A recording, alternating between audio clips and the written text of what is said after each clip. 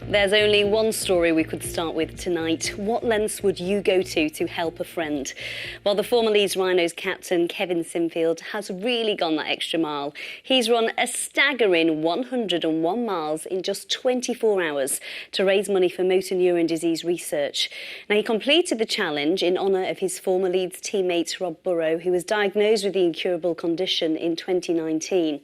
Tonight, Rob described him as a superhero, superhuman and friend. So far, Kevin's raised an incredible £1.2 million. Tanya's been looking back at his amazing feat of endurance. A big thank you as well to Kevin for taking the time to do that chat, because as you can see, he was absolutely exhausted. Earlier today, I was joined by Dr. Agan Jung, and who was Rob Burrow's neurologist and director of the MND Centre in Seacroft in Leeds, and also Professor Ben Jones. He's a sports scientist at Leeds Beckett University who's been with Kevin every step of the way. So has he managed to get some kip yet? Jung, Kevin said he knew it was going to be tough. It needed to be tough because life is tough for people with MND. How much of a difference do things like this make to the awareness? I think it is phenomenal. Kevin has committed to helping you with this new centre, hasn't it? And half of the money will go towards that. So where are we at? Goodness me, I'm sure there will be another one as well, knowing what Kevin Sinfield's like. Hope you get some sleep. Thank you very much for joining us. Thank you for having us here. Thank you.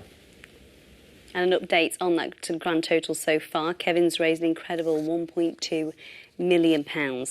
Well, lots of you have clearly been moved by the challenge. So many of you have been in touch on social media. Linda A says, a picture of true friendship we could all do with someone like Kevin in our lives. Jasmine Buckle says, Kevin, you deserve a knighthood. What you have done for MND is outstanding. Ian Smith, what a man, what a friend. The lengths he's going to for Rob and to help fight MND is truly awe-inspiring. And Janie Mack says, brilliant achievement, Kevin. Huge respect indeed. You're watching Tuesday's Look North. Still to come on tonight's programme. Dozens more weapons have been seized from the streets of West Yorkshire over the past week in a crackdown on knife crime. The county has one of the highest rates of knife crime in the country, but the number of offences has been falling. West Yorkshire Police has used extra money from the Home Office to set up Operation Gemlock, the target violent crime. Now, since it started in 2019, the team has made 6,350 arrests. So far in 2021, the team has made 1,500 arrests. Officers have also seized 350 weapons off the streets since January. Our Home Affairs correspondent Emma Glasby spent a night following the team in Leeds. Now, we all know the value, don't we, of the fresh air and exercise for our well-being, and in places like this you can see why. A BBC series called Winter Walks, Alastair Campbell, journalist, broadcaster and former spokesperson to Tony Blair, he returns to his Yorkshire roots and heads up there into the Dales. He talks about how exercise is a powerful tool against his own battles with his mental health. Let's hear a bit of it.